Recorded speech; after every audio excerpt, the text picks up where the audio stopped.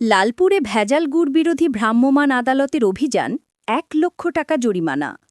নাটোরের লালপুরে আখের গুড় তৈরির নামে ক্ষতিকর রাসায়নিক ও পচা চিটাগুড় ব্যবহার করে ভেজাল গুড় উৎপাদনের অভিযোগে এক কারখানা মালিককে জরিমানা করেছেন ভ্রাম্যমাণ আদালত।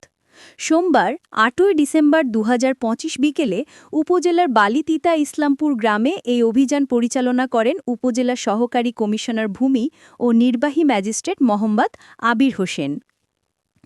জানা গেছে, স্থানীয় সাগর আলী ২৮ বছর নামের ওই কারখানা মালিক মালেকের ভাগ্নে।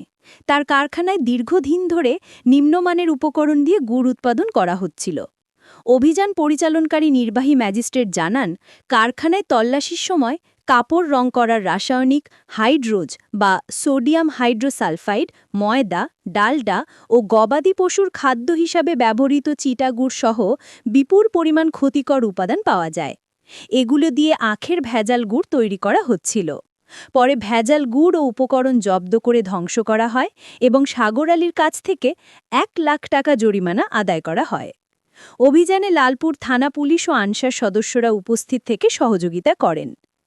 এর আগে ২ ডিসেম্বর একই এলাকায় পরিচালিত অভিযানে ওমর আলী নামের আরেক ব্যক্তিকে ৫০,০০০ টাকা জরিমানা করে ভোক্তা অধিকার সংরক্ষণ অধিদপ্তরের ভ্রাম্যমাণ আদালত সেই সময়েও বিপুল পরিমাণ রাসায়নিক উপাদান ও প্রস্তুত ভেজাল গুড় ধ্বংস করা হয়।